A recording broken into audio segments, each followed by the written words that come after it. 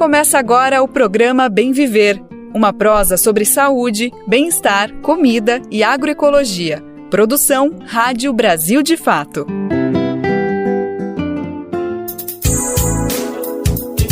Olá, e aí, tudo bem? Olha, que dia é hoje, hein? É ela? Será que é ela mesmo? Ela chegou a sexta-feira, dia 28 de março de 2025. Final de semana tá aí e vamos ter que sair bem na foto, né? Então se liga no alerta. Sorria, você está na sintonia do Bem Viver. Vamos aqui focar nossos sentidos nessa construção diária de um mundo mais justo e fraterno. E que bom é ter a sua companhia aqui na nossa frequência, né? Em mais uma edição feita com todo carinho pelo Brasil de Fato. Eu sou o Daniel Lamir e te acompanho nessa prosa diária de 1 hora, mas que, como a gente sabe, né? Passa rapidinho. Então, para aproveitar o tempo e sem mais delongas, vamos com o Sobe Som pra gente desfilar as manchetes do dia. Usuários e ativistas enchem auditório em pré-estreia de documentário do BDF sobre a Cracolândia em São Paulo. Trauma transgeracional. Filhos e netos de perseguidos pela ditadura pedem anistia coletiva ao Estado. Conversa Bem Viver é com João Vicente Goulart, filho de Jango, sobre a relação do pai com Rubens Paiva e Operação Condor. Comitê Quilombola da Segunda Marcha das Mulheres Negras é lançado em Brasília. Vamos também conhecer o projeto Bem Viver, que favorece a prática e o conhecimento agroecológico no Paraná. Bom, as manchetes acabaram, né? Mas o programa tá só começando, então fica com a gente e confere essas e outras. Programa Bem Viver. Sua edição diária sobre saúde, bem-estar, comida e agroecologia. No centro de São Paulo, um território é constantemente retratado com sensacionalismo nos meios de comunicação.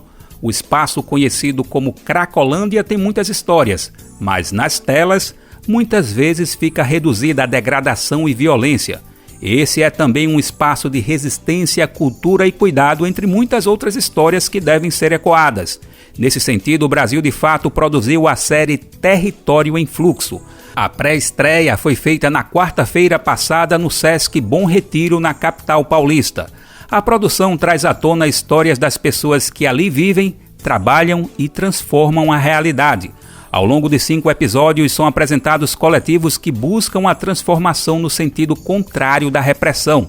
A produção acompanhou projetos que oferecem cuidado, abrigo e oportunidades para quem enfrenta a vulnerabilidade extrema.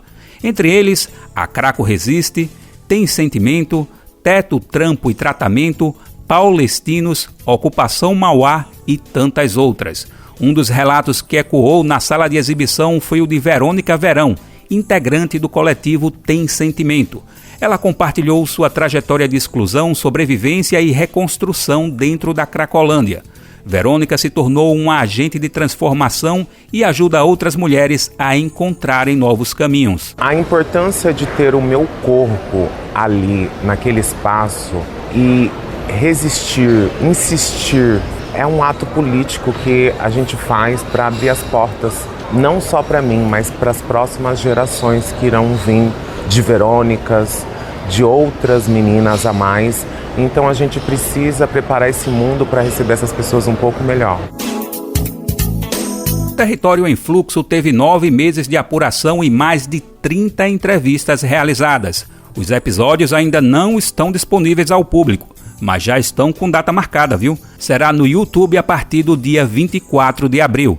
Durante a exibição na pré-estreia, a jornalista Yolanda Depisol mediou um debate sobre a série. Ela atua como diretora e comentou a proposta e as etapas da iniciativa. Esse projeto começou com a proposta de trazer um olhar humanizado para essas pessoas que vivem no fluxo E a gente desenvolveu ao longo de 9 meses, começando com visitas ao território e conversas com pessoas que estão envolvidas com coletivos que atuam na redução de danos. A partir desse processo, a gente começou um período de gravação, que foi aí mais ou menos entre outubro e dezembro do ano de 2024. E depois disso também o processo de finalização, né, que envolveu o roteiro e a edição de todo o material, que inclui mais de 30 entrevistas que foram realizadas nesse período. E foi um processo de escuta muito interessante, assim, de poder acompanhar o trabalho desses coletivos também. Foi muito enriquecedor conhecer as histórias das pessoas que vivem no fluxo, ouvir o que elas tinham para dizer para a gente. E realmente foi assim, muito tocante. A gente ficou encantado com várias pessoas que a gente conheceu nesse processo e a gente tenta passar essa mensagem agora, né, a partir das vozes dessas pessoas que foram ouvidas ao longo de todos esses meses, nesse projeto, nesse produto audiovisual, e que a gente espera que isso possa levar a uma reflexão maior na sociedade que costuma ter um olhar muito estigmatizado para esse território e essas pessoas. Bom, a gente aproveita aqui para lembrar novamente a data de estreia da série no YouTube, que é 24 de abril.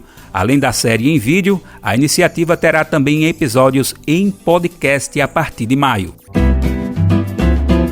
Você está ouvindo o programa Bem Viver, uma prosa sobre saúde, bem-estar, comida e agroecologia.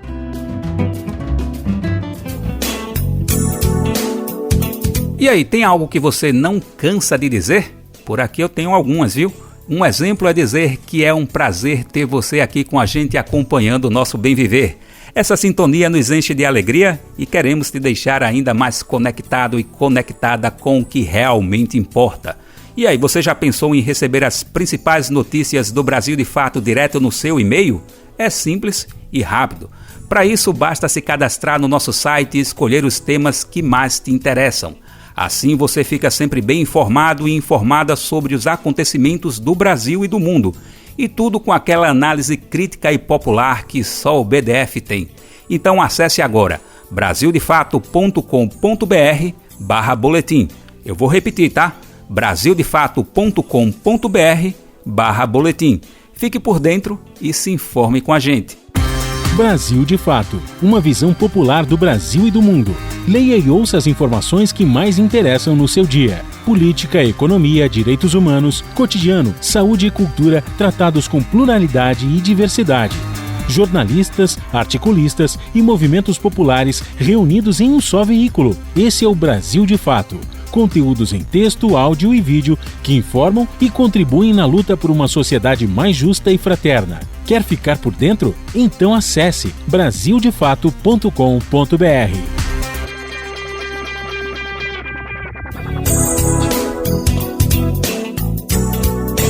O papo da gente agora é sobre verdade, memória e justiça. É que a Comissão de Anistia viveu nesta semana um momento simbólico de encontro entre passado e presente. Um grupo de descendentes de vítimas da ditadura militar apresentou um pedido de anistia coletiva. O Estado brasileiro foi cobrado a reconhecer formalmente as violências sofridas por suas famílias. A iniciativa, inédita no país, surge 40 anos após o fim do regime ditatorial. O documento foi entregue durante uma reunião da comissão em Brasília, onde novos processos eram analisados. A entrega ficou a cargo do defensor público Bruno Arruda. Ele aponta que há consequências na vida de descendentes de pessoas perseguidas. Tradicionalmente, a gente acostumou a ver como vítima somente aquela pessoa que sofreu, que foi torturada na época, que foi presa indevidamente na época, que sofreu patrimonialmente, que sofreu fisicamente. A gente tradicionalmente está acostumado a ver só essas pessoas como vítimas. Só que quando a gente investiga a fundo essas histórias, a gente descobre que houve traumas familiares que são passados de geração em geração e que ficam ocultos. A gente consegue ver, por exemplo, agora quando a gente vê o filme, isso fica muito evidente quando a gente vê o filme Ainda Estou Aqui, a gente vê como aquilo marca uma família. O pai da família ele foi preso e desapareceram, mataram o pai da família, mas a família inteira fica sofrendo com aquilo. O pedido reúne filhos, netos, sobrinhos e enteados de perseguidos e perseguidas políticas. A professora Marta Nerim é filha de um economista e professor assassinado pela ditadura em 1970. Ela é uma das 3 responsáveis pela produção do documento, que ficou a cargo do coletivo. Nós somos uma ponta de lança de um grupo histórico, ideológico, descendente de pessoas que lutaram, mas algumas das pessoas, filhos e netos, das pessoas que foram lutar contra a ditadura, elas mesmas foram impactadas, então sabemos que tiveram crianças torturadas, crianças presas, crianças desaparecidas. Então, quando nós falamos de uma representação de filhos e netos que buscam avaliar os efeitos transgeracionais da ditadura, da repressão, nós estamos falando de um coletivo que não é constituído formalmente, ou seja, o Filhos e Netos é um coletivo sem CNPJ, aberto a novas adesões o tempo todo, porque tem muitas pessoas que se descobrem, filhas e netas de pessoas que sofreram com a repressão. A nossa construção, ela é histórica pelo ato que estamos gerando nesse momento, mas ela é histórica também porque ela se enquadra dentro de uma luta que não começa agora, é uma luta caudatária dos familiares. Também responsável pelo pedido, a apicultora Camila Bianchi conta que o grupo se dedicou a uma vasta pesquisa. De acordo com ela, foram utilizados documentos internacionais para basear a peça entregue à Comissão de Anistia. Nós fizemos um estudo do que havia na Corte Interamericana de Direitos Humanos no campo das reparações. Nós lemos quase todos os documentos que estão ali em inglês e espanhol para compreender esse campo e também para termos a certeza de que o Brasil pouco avançou no campo das reparações. A professora Kênia Maia carrega na própria árvore genealógica o impacto traumático do período ditatorial. Ela é filha e prima de militantes que sofreram com o governo militar. Kênia conta que hoje divide com a história dos familiares o peso mórbido do passado. Ela atua na área da psicologia e relata que, por conta dos traumas, o país ainda está atrasado nessa área. Em função desse silenciamento, em função desse esquecimento forçado da tortura, da prisão, da morte, do desaparecimento de pessoas que foram vítimas da ditadura, a temática desse trauma não foi desenvolvida nem pela própria psicologia brasileira, tá? Então, assim, nós estamos atrasados nisso. No pedido de anistia, o grupo quer que o Estado brasileiro promova políticas de reparação no campo da memória. A lista inclui museus que documentem a história da ditadura e dos perseguidos. Além disso, editais voltados ao segmento audiovisual para incentivar produções no setor. Há ainda o desenvolvimento de políticas de inclusão de debates do tipo nos currículos escolares, entre outros pontos. O escritor João Vicente Goulart esteve no local para acompanhar o protocolo do pedido. Ele é filho do ex-presidente da República, João Goulart, deposto pelo golpe militar de 1964. Só que antes da entrega do documento, que foi na quarta-feira passada, ele conversou com o nosso amigo Lucas Salum. E a gente confere essa prosa agora mesmo. Conversa Bem Viver com Lucas Salum. E hoje a gente tem uma alegria imensa de receber aqui no programa a história viva do Brasil. É isso mesmo, quem conversa Bem Viver hoje é João Vicente Goulart, filho do Jango, do ex-presidente João Goulart, a pessoa que estava à frente do Brasil, à frente do poder da presidência da República, quando todos nós fomos atingidos pelo golpe militar de 1964. Bom, João Vicente Goulart seguiu a trajetória do pai, ele foi deputado estadual no Rio Grande do Sul na década de 80, atualmente afiliado no Partido Comunista do Brasil, no PCdoB, mas já foi também um dos fundadores do Partido Democrático Trabalhista, o PDT, simplesmente ao lado do tio dele, Leonel Brizola. João Vicente Goulart também é presidente do Instituto João Goulart. Desde já, deputado, muito obrigado pela disponibilidade para atender mais uma vez nós aqui do Brasil de Fato, uma alegria imensa poder falar com o senhor, viu? Muito obrigado, eu que agradeço a você, Lucas, e a todo esse teu público aí, ao público do Brasil de Fato, para podermos estar hoje. Muito obrigado pelo convite. A gente que agradece, deputado. Bom, para começar o nosso papo, tem muita coisa que eu quero ouvir do senhor, mas queria aproveitar que a gente ainda está na esteira da comemoração do Oscar, dessa conquista inédita do Brasil, e não podia ser de maneira mais brilhante, senão com um filme que coloca todos os dedos na ferida do que foi a ditadura militar brasileira. Estamos falando de Ainda Estou Aqui, dessa obra de Walter Salles, Fernanda Torres e companhia. Eu queria te ouvir um pouquinho de como que foi a sua reação a primeira vez que você viu o filme, que conta sobre um momento do Brasil que, se não me engano, o senhor, o seu pai, vocês estavam exilados no Uruguai, não é, deputado? Sem dúvida. Eu acho que esse filme trouxe um reavivamento, né, da memória tão difícil de a gente conseguir remontar, porque muitas vezes as forças políticas se encontram, não é, em confronto com essa história dessa ditadura que levou o Brasil a 21 anos de escuridão. Então, o filme do Valtinho, do Walter Salles, e da grande atuação da Fernanda Torres, que nós vimos hoje, não só trouxe a história dessa mulher magnífica que foi a Eunice Paiva, mas como também despertou, não é, novamente essa memória daqueles que não conhecem a verdadeira tragédia que foram esses 21 anos de ditadura no nosso país.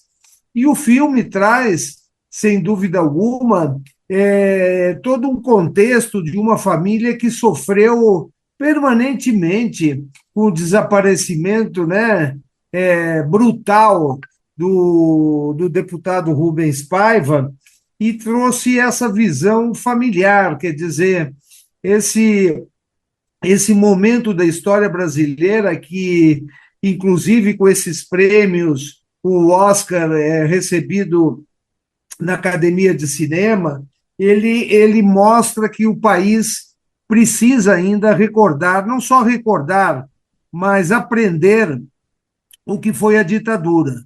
Nós vivemos aí tempos do bolsonarismo, que inclusive pessoas jovens, pessoas que não conhecem essa trajetória das baionetas, exigindo, né, falam em liberdade e exigem a volta do militarismo. E eu acho que a maior importância desse filme hoje é essa memória que tem que estar presente para que o povo brasileiro conheça a tragédia que foi 64 e nunca mais aconteça isso numa democracia ainda jovem, evidente, mas que tem resistido aí, não é, depois da reinstalação da nossa democracia e o fim da ditadura, tem sofrido vários ataques à democracia, que nós temos visto aí através do 8 de janeiro, através agora dessa investigação que cerca todos esses militares que estavam em volta do governo federal, no governo Bolsonaro, como traição à pátria, né? Então é importante, a importância desse filme é exatamente essa, trazer de novo a história e a memória da tragédia que foi o golpe de Estado, da tragédia que são os golpes em geral e da tragédia que nós não podemos repetir, Lucas. Sem dúvida alguma. Deputado, eu até estou pesquisando um pouco mais a trajetória do Rubens Paiva. Ele foi deputado pelo estado de São Paulo e era a base de apoio do governo do seu pai, né, do Jango. Eu imagino que os dois eram próximos, ou pelo menos se conheceram. Você se lembra do Jango falar alguma coisa sobre o Rubens Paiva na época? Que memórias que você tem desse caso? Não só eram amigos, como o Rubens Paiva era do mesmo partido, do PTB, que vinha num crescimento grande, e inclusive foi ele que emprestou um Cessna que ele tinha, um Cessninha 182, para levarem o Darcy e o Valdir Pires. Foi ele, o Rubens Paiva, que emprestou esse avião para que eles saíssem do país depois de consolidado o golpe. Inclusive tem memórias do Darcy e do Valdir. Darcy Ribeiro, né, deputado? Darcy Ribeiro e Valdir Pires, né? Que inclusive eles foram para uma fazenda do pai antes para reabastecer e tiveram que botar gasolina de um caminhão que tinha lá. O Cessna tem um motor um motor que exige uma gasolina premium, né? Mas não tinha, e chegaram no Uruguai, lá na fazenda do pai, lá no Uruguai, já com o avião tossindo, né? Então eles tinham uma amizade muito grande. Tanto é que era bom a gente explicar aqui um pouquinho para aqueles que não conhecem um pouco essa história, que em 1962, na eleição do Congresso Nacional dos Governadores, na eleição de 1962, os famosos IBADES e o IPES, o IBADE principalmente, financiou 500 parlamentares com dinheiro da CIA na época. E o Congresso de 62 elegeu 172 deputados, ou 174, com dinheiro estrangeiro, com dinheiro vindo diretamente do Departamento de Estado para financiar parlamentares que estivessem contra o governo João Goulart para que as reformas de base não fossem implantadas. E isso vazou, em certo momento vazou, e o meu pai, o presidente Jango, pediu à bancada do PTB que instalasse a CPI do IBADE. E esta CPI foi relatada. Exatamente, ele pediu que o Rubens Paiva relatasse essa CPI para se investigar aqueles deputados e senadores que foram eleitos com dinheiro de multinacionais e dinheiros de um caixa 2 do Departamento de Estado americano. Então, eles tinham muito contato, sim, e na época do desaparecimento, eu lembro que o pai ficou muito, muito nervoso, muito triste lá no Uruguai, no exílio, quando soube que ele não aparecia, e já havia certas informações que ele não apareceria, né? Sim, sim. A gente imagina a apreensão. O filme é fantástico porque ele consegue nos colocar naquele momento, nessa década de 70, após a AI-5, e entender como era impossível viver tranquilamente no Brasil, e não poderia ser diferente mesmo no exílio no Uruguai. É óbvio que essas ondas de alguma maneira chegavam, não com a mesma velocidade agora por conta da internet, mas sem dúvida esse clima de tensão chegava com toda a intensidade, mesmo não existindo, né, o WhatsApp, todas essas outras conectividades. Deputado, eu quero continuar o nosso papo falando de um outro marco que envolve diretamente a ditadura, mas que daí a gente amplia um pouquinho mais a nossa lupa e fala de todas as ameaças que atingiram o continente latino-americano nesse período, porque 2025 marca 50 anos da Operação Cóndor. A gente está falando de uma atuação da polícia secreta do Augusto Pinochet, o ditador chileno, que envolveu um plano sistemático de terrorismo em todo o estado na América Latina, e envolvendo então não só o Brasil e o Chile, mas Argentina, Bolívia, Peru, Paraguai, Uruguai, enfim, tudo estava nas mãos, nos controles dos Estados Unidos por meio dessa polícia secreta. E o senhor reivindica, né, deputado, que essa operação tem respeito, sim, diz respeito à morte do seu pai, não? Sem dúvida, a Operação Cóndor, né, todo o rastro da Operação Cóndor se dá, evidentemente, ela se cria, né, no Chile, mas, na verdade, o Brasil teve grande influência na Operação Cóndor. Não só influência, como quando se cria e tem essa reunião para criar lá com o general Contreras, que era o chefe da DINA, que era a polícia do Pinochet, a polícia paralela, secreta lá do Pinochet.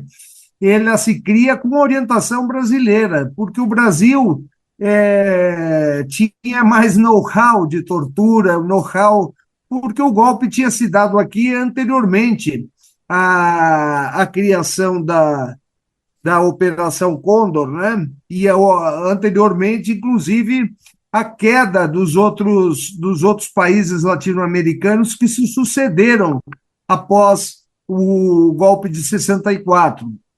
E por que eu digo isto?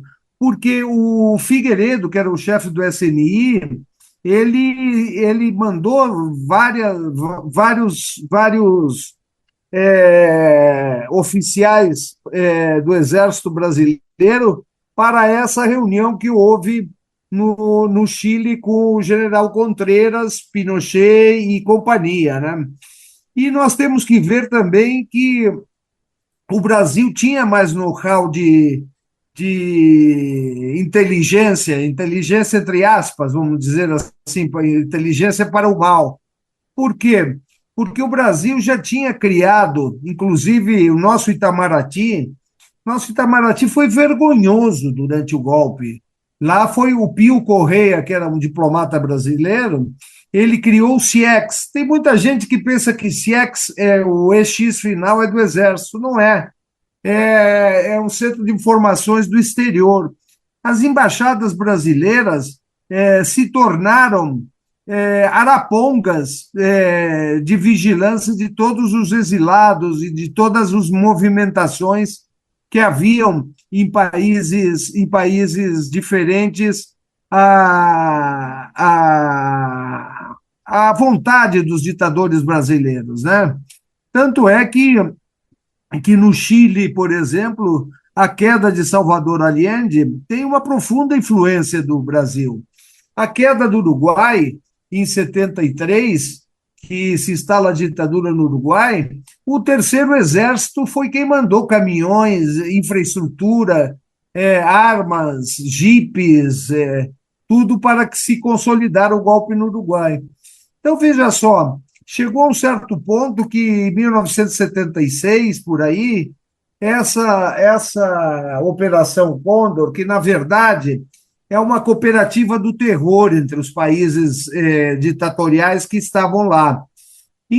O golpe se inicia aqui no Brasil em 64, em 66 cai a Argentina, e chegou um momento em 76 que todos os países latino-americanos eram ditaduras militares, com a exceção da Venezuela, que tinha lá o Andrés Pérez como presidente da Venezuela e que vendia petróleo a $2 para os Estados Unidos, não precisavam ter derrubado o Andrés Pérez porque ele era um títere do governo americano. Então, nós temos aí essa questão da eliminação de vários líderes através dessa Operação Condor, né?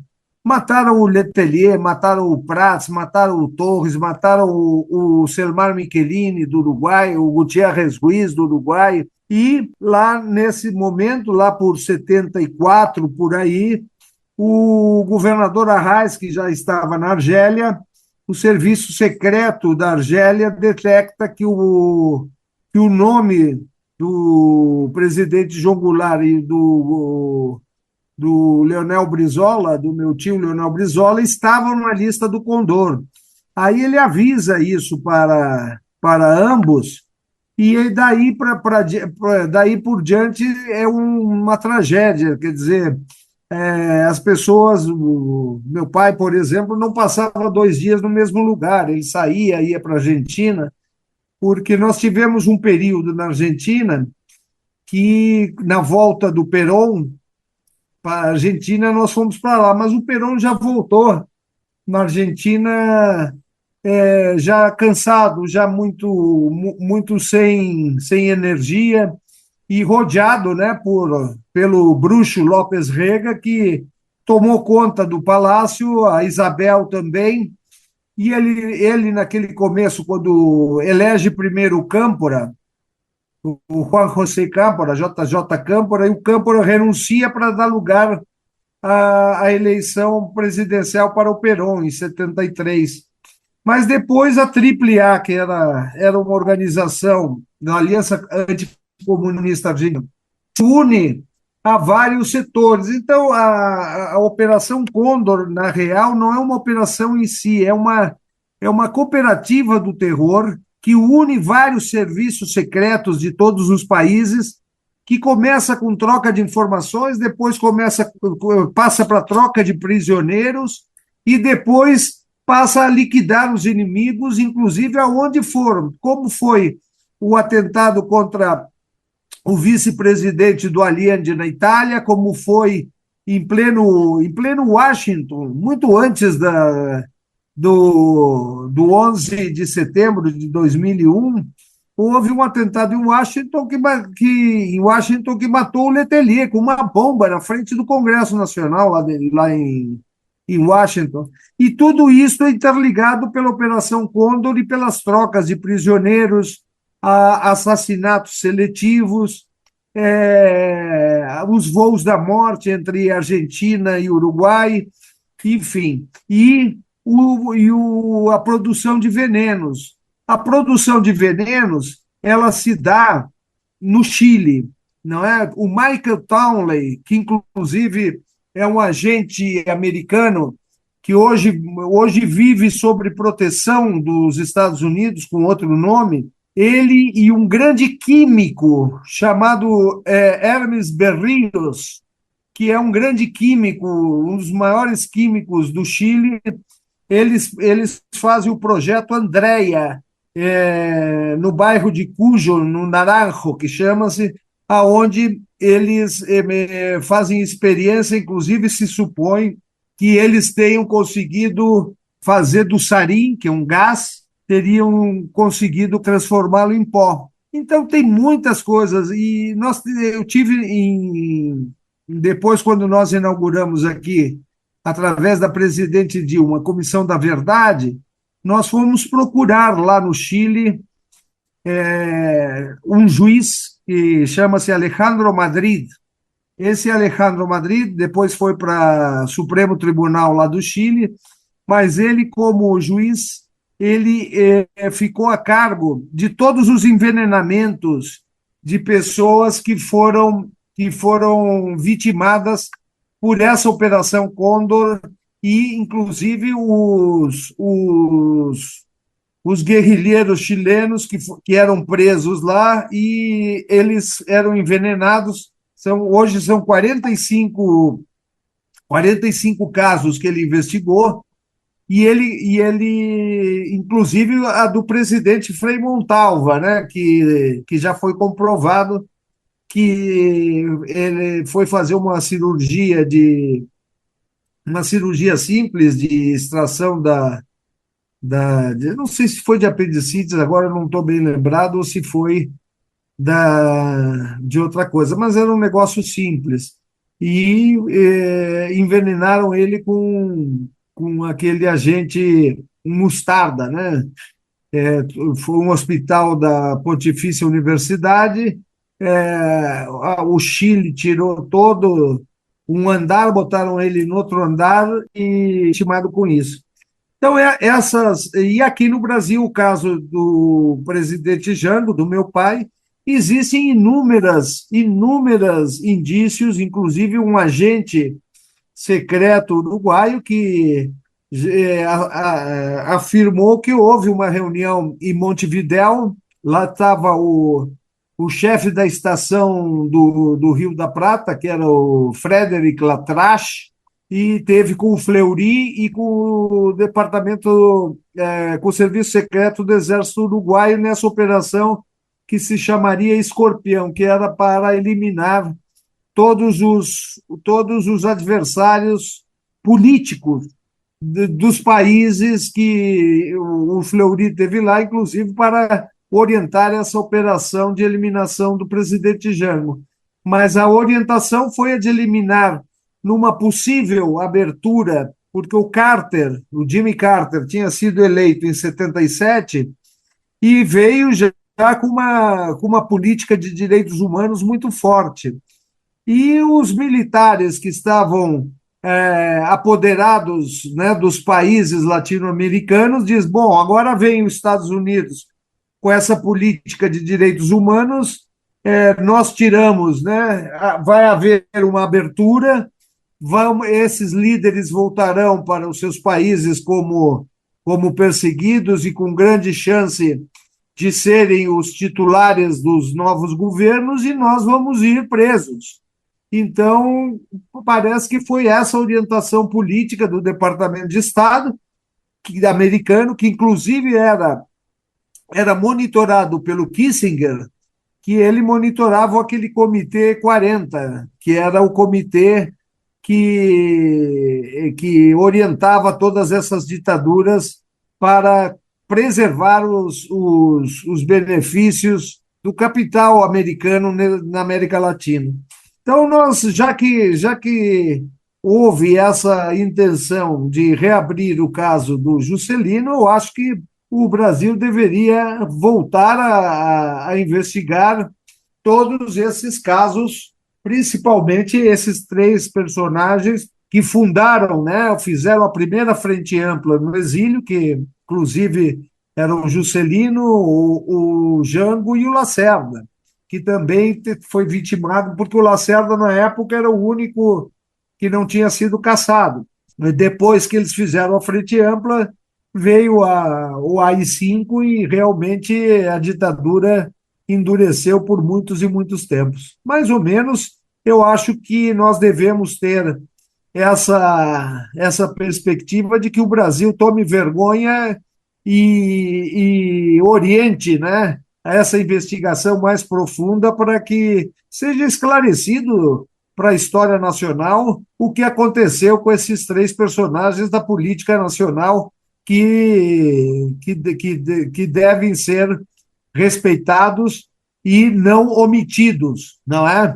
Nós não podemos fazer como o ano passado, nos 60 anos do golpe, e dizer não vamos remoer o passado. Isso aí é muito difícil. Então, é outra necessidade e outra grande questão e grande valor que esse filme, Ainda Estou Aqui, nos trouxe para que se investigue de uma vez por todas na história nacional o que aconteceram com esses 2 ex-presidentes e com esse ex-governador. É isso, memória viva e próxima da gente, para que a gente possa ter ela conosco e poder passar adiante, para que todas as gerações tenham consciência de qual é a história do nosso país. A gente acabou de conversar então com o João Vicente Goulart, ele que foi deputado estadual no Rio Grande do Sul durante a década de 80, é filiado ao Partido Comunista do Brasil, PCdoB, um dos fundadores do PDT, ao lado do tio dele, Leonel Brizola, além de ser presidente do Instituto João Goulart. Afinal, ele é filho do Jango, do ex-presidente brasileiro João Goulart, que esteve à frente do Brasil quando todos nós sofremos o golpe militar de 1964. Deputado, muito obrigado mais uma vez pela disponibilidade para atender a gente aqui do Brasil de Fato, viu? Eu que agradeço, Lucas, e um grande abraço a todos os ouvintes aqui desse podcast. Meu abraço e meus agradecimentos. Muito obrigado. Conversa Bem Viver com Lucas Salum. Você adora ler, ama livros e gostaria de entender melhor o nosso país? Imagine receber todo mês um kit com um livro e um dossiê que te ajuda a entender a nossa sociedade hoje, por um preço baixinho e com frete grátis para todo o Brasil. Este é o Clube do Livro da Expressão Popular. Para saber mais, acesse o site expressãopopular.com.br e escolha seu plano. Assine agora! Expressão Popular. 20 anos na Batalha das Ideias.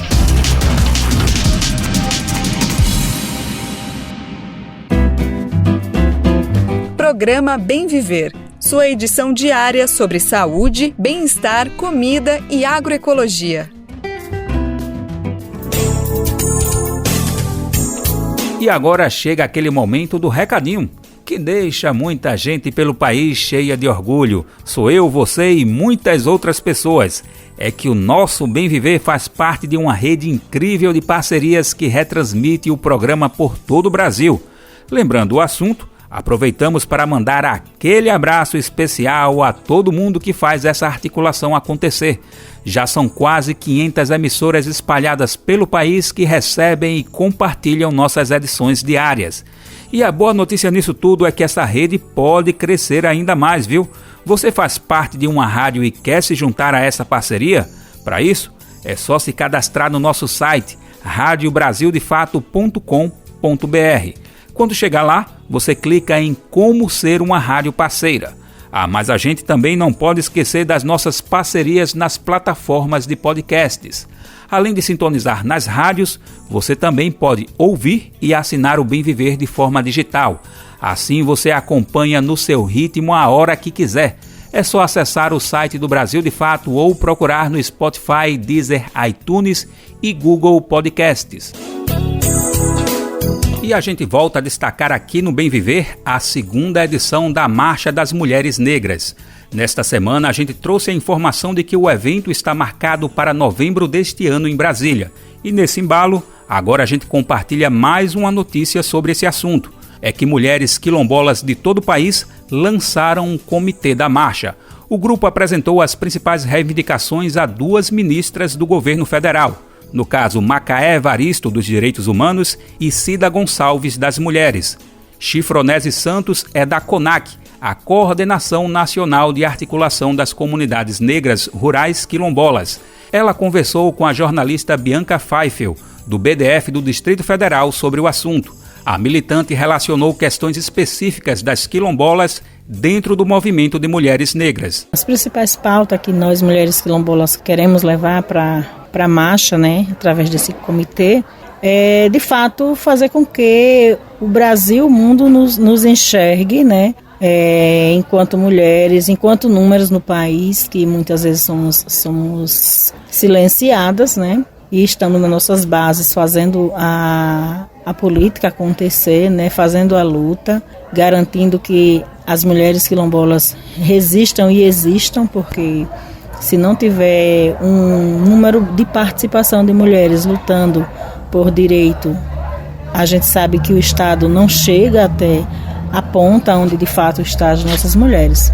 E a gente tem participado de forma efetiva e queremos estar nesse espaço tão importante que é a Marcha das Mulheres Negras, mas com a visibilidade das mulheres quilombolas, porque a gente tem participado e a gente já percebeu que se não existir uma organização nossa para que a gente venha por dentro da nossa organização, que é a nossa CONAC, o nosso comitê que está sendo lançado hoje, a gente vai ficar invisível, E a gente precisa, na última marcha de 2015, a gente trouxemos 10 mil mulheres, a gente só foi contabilizada com 1.500 mulheres. Então o objetivo do comitê é que a gente se organize por dentro do nosso próprio comitê. Não estamos aqui para dividir, para se somar com as outras mulheres, mas que a gente possa estar fazendo essa organização por dentro da nossa organização. Além dessas questões, a titulação dos territórios quilombolas foi eleita como questão central da mobilização. Chifronese destacou essa questão, entre outras pautas, como saúde e educação. Nós vamos marchar por garantia do território, por garantia da existência das mulheres quilombolas nos territórios, porque a gente precisa ter o território vivo, do ponto de vista meio ambiente, do ponto de vista produção. E para tudo isso acontecer, a gente precisa garantir o território. Então, nós queremos marchar para a garantia de orçamento público para a desapropriação dos territórios, por garantia do Plano Nacional de Saúde da população quilombola, por garantia da educação escolar quilombola. Então, tem muitas coisas que não estão chegando na ponta e que a gente vem marchar por elas, que é as políticas públicas que elas estão desenhadas a nível nacional. E até com a nossa participação, o desenho dela é feito com a nossa participação, elas são publicadas, mas na ponta ela não chega. Então nós viemos marchar e queremos marchar para que essas políticas sejam de fato executadas na ponta, para que o governo federal possa, juntamente com os governos dos estados e municípios, fazer com que essa política saia do papel. Porque a gente sabe que ela já saiu, a gente sabe que o recurso chega na ponta, mas na aplicabilidade é preciso que os gestores municipais e estadual respeitem as mulheres quilombolas, que faça com que essa política de saúde, de educação, que ao longo dos anos, dos séculos foram negados para nós, chegue na ponta. Então o objetivo de nós nessa marcha é esse, garantir essa política na base. A ministra Macaé Evaristo comentou a importância da Marcha das Mulheres Negras como forma de lutar por direitos. Quando a gente olha hoje para o Brasil, o que a gente vê? Que a grande maioria das mulheres negras hoje seguem sem direitos trabalhistas, seguem sem acesso à previdência social. Então a gente precisa mais do que nunca pensar na nossa organização e na nossa marcha que ela é urgente, e pensar como que a gente constrói esse diálogo no sentido da gente fazer avançar pautas que são preponderantes para nós. A regularização fundiária das terras quilombolas, uma política de cuidado efetiva que pense remuneração para as mulheres que cuidam nos diferentes lugares, nos diferentes territórios, que pense financiamento para as mulheres quilombolas que são agricultoras, financiamento, né? Tem N planos aí nacionais de apoio à agricultura familiar, mas quando a gente vai ver como é que alcança e quem alcança, a gente vê uma desigualdade muito grande nesse alcance. Então, o nosso desafio, ele é gigantesco e, para além disso, a gente precisa também trazer à tona as ameaças constantes e as afrontas à vida dessas mulheres na defesa dos seus territórios. A Marcha das Mulheres Negras por Reparação e Bem Viver 2025 acontece 10 anos após a primeira edição da mobilização. Neste ano, ela pretende reunir mais de 1 milhão de mulheres nas ruas de Brasília no dia 25 de novembro. Confira mais detalhes no site do BDF do Distrito Federal. O endereço é brasildefato.com.br/DF, ou seja, a sigla do Distrito Federal, né? Repetindo aqui, brasildefato.com.br/DF. O Brasil de Fato te apresenta integrantes de movimentos populares. Eu me chamo Carolina Porto. Eu sou uma mulher mãe preta de terreiro. Sou de João Pessoa, Paraíba. Atuo enquanto produtora cultural, diretora de produção de cinema e audiovisual e estou representando a coletiva de mães Pachamamá, que tem sua atuação com enfoque nas maternidades, nas maternâncias e suas infâncias. Então nós lutamos, nos organizamos nesse espaço e nos fortalecemos para garantir os direitos das crianças e das mulheres mães nessa micropolítica pessoense. Fazemos ações, fazemos festivais com artes integradas, também temos ações que interligam mulheres empreendedoras pensando nessa rede de circulação e de comercialização entre mulheres mães, no sentido desse empreendedorismo materno. E vamos agora com aquele recadinho do coração aqui no Bem Viver. A gente compartilha um bilhete sonoro de toda a equipe do Brasil de Fato. Não esquece da gente não, tá? É que precisamos da sua colaboração para continuar produzindo conteúdos de qualidade, com todo o rigor jornalístico que você já conhece e confia. Nosso trabalho é e sempre será trazer a visão popular dos fatos tanto no Brasil quanto no mundo. E você pode nos ajudar através do nosso Apoia-se, que é a plataforma que nos ajuda nessa contribuição. E esse seu apoio pode ser no valor que você puder, que estiver ao seu alcance. Assim você se junta a quem luta contra a desinformação e constrói um futuro melhor para todos e todas. E aí, bora nessa? É fácil. Acesse agora apoia.se/Brasil de Fato. O link também está disponível na descrição deste episódio nas plataformas de podcast. Estamos contando com você. Se alimentar como um ato político e comida sem veneno? O Armazém do Campo reúne as duas coisas com a agricultura familiar orgânica e agroecológica dos assentamentos da reforma agrária. São várias lojas espalhadas pelo Brasil com produtos do Movimento Sem Terra, MST, além de atividades culturais, cafeteria e almoços coletivos. Encontre o Armazém do Campo mais próximo de você pelas redes sociais e venha! Traga sua família e amigos para conhecer um novo jeito de comer bem.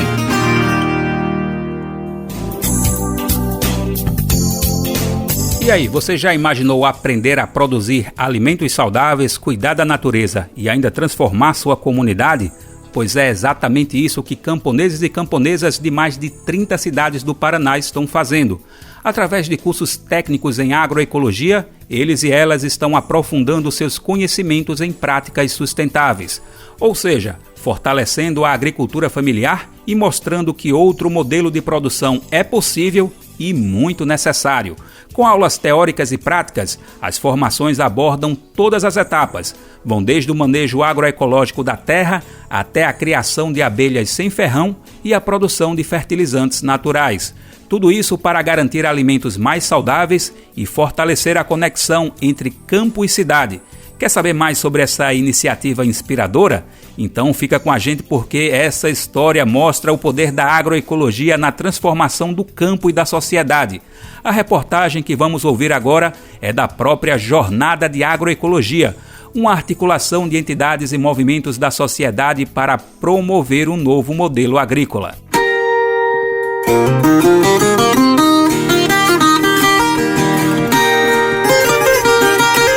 Olá, ouvinte! Meu nome é Cassiana e faço parte do coletivo da Escola Milton Santos de Agroecologia em Maringá. Se você está aqui nos ouvindo, é porque também acredita que a agroecologia é o caminho. Por aqui, vamos apresentar novidades e conquistas da agroecologia no Paraná. Nesta edição, vamos te contar sobre o curso de agroecologia para camponeses que está formando dezenas de pessoas em todo o estado. O curso faz uma aliança entre a produção de alimentos e a proteção da natureza, uma combinação tão urgente no tempo em que vivemos. As formações abrangem todas as regiões do Paraná e integram o projeto Bem Viver, uma parceria entre o Instituto Latino-Americano de Agroecologia Contestado e a Itaipu Nacional, por meio do programa Mais que Energia, alinhado ao governo federal. Camponesas e camponeses de mais de 30 cidades do Paraná participam de cursos técnicos em agroecologia. O objetivo é fortalecer as práticas agroecológicas nas comunidades rurais do estado. As formações são divididas em 5 fases de 2 dias cada. No total, são 60 educandos. Os cursos são organizados em 3 escolas de agroecologia do estado: a Escola Milton Santos em Maringá, o Centro de Desenvolvimento Sustentável e Capacitação em Agroecologia, o CEAGRO, em Rio Bonito do Iguaçu, e a Escola Latino-Americana de Agroecologia, ELA, na Lapa. Em cada centro de formação tem uma turma formada por 20 estudantes. Luciano José Carneiro, morador da comunidade Cacique Cretã, em Palmas, é camponês e participou do curso no CEAGRO. Ele conta que, desde o começo, se apaixonou pela proposta. Para mim foi algo impressionante ver a forma com que a gente vem aprendendo aqui no curso, que você pode implantar lá no teu terreno, e algo assim instigante, faz você querer fazer as coisas cada vez mais, produzir com qualidade, com saúde e implantar o quanto antes, né? Que a gente implantando o quanto antes você começa a já mostrar para outros moradores da comunidade que isso é possível, é viável, também rentável e vai contribuir não só para nós, de casa, a família, mas também para toda a natureza, né? Para a floresta, a parte da água florestal. Bom, eu falei isso desde o primeiro encontro, né? Que foi algo assim apaixonante e eu creio sim que vai valer muito a pena, com certeza. Os encontros abordaram desde aulas práticas de conhecimentos aplicados, como o uso de alternativas para o controle de pragas, com misturas naturais ou com a biodiversidade da cultura, até discussões teóricas sobre agroecologia como forma de resistência e luta pela reforma agrária popular e o instrumento de transformação social. Quem fala é Priscila Monerati, engenheira florestal e coordenadora do projeto Bem Viver. Durante o curso, eu trabalhei o tema de sistemas agroflorestais, agroecologia e gênero, onde procurei trazer reflexões sobre novas relações com a natureza e com seres humanos que também fazem parte dessa natureza. Na agrofloresta, a gente utiliza os ensinamentos da natureza para implantar e manejar florestas que produzem alimentos, que recuperam o solo e que também, de certa forma, plantam água. Hoje em dia, nós estamos presenciando muitos episódios relacionados ao caos climático. E parte desses desequilíbrios está relacionado a um tipo de agricultura que desmata, que usa muito veneno, que planta em monocultura. Ao contrário desse modelo, a agricultura camponesa ela tem respostas para esses dilemas, né, que é a produção de alimentos em quantidade, qualidade e sem destruir os bens comuns. Esse tipo de curso, ele ajuda a qualificar o trabalho que os camponeses já realizam, ampliando essa produção de alimentos saudáveis e contribuindo no cuidado com esses bens comuns. Ela conta também que os cursos ajudam a qualificar o trabalho que os camponeses já fazem, ou seja, amplia a produção de alimentos saudáveis e contribui no cuidado com a natureza. Tema como a história da agroecologia, a relação entre agroecologia e gênero, a importância da proteção da biodiversidade também fizeram parte dos cursos. Os estudantes também aprenderam na prática as técnicas de saúde popular, o funcionamento das cooperativas, no manejo dos produtos, na pós-colheita e nas estratégias de articulação entre as cooperativas. O preparo de fertilizantes naturais como biofertilizantes e caldas feitas com ingredientes simples para fortalecer as plantas e melhorar a qualidade do solo. A meliponicultura, que é a criação de abelhas sem ferrão. A criação de sistemas agroflorestais, os SAFs, como forma de produzir alimentos e, ao mesmo tempo, proteger a natureza e entre outras atividades. Gisele Fernanda Mouro é zootecnista e professora do Instituto Federal do Paraná, do campus Ivaiporã.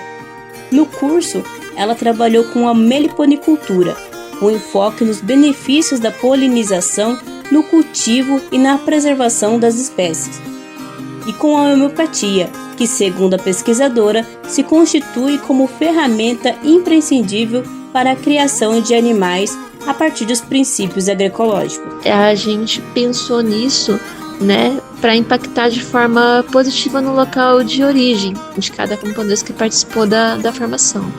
Então, no momento que ele vinha para a escola, né, e eram trabalhados com eles, né, temas sobre a transição agroecológica, né, sobre manejo de solo, sobre os vários temas que foram trabalhados, a ideia é que ele voltasse para o seu local de origem e pudesse causar algum tipo de transformação nisso.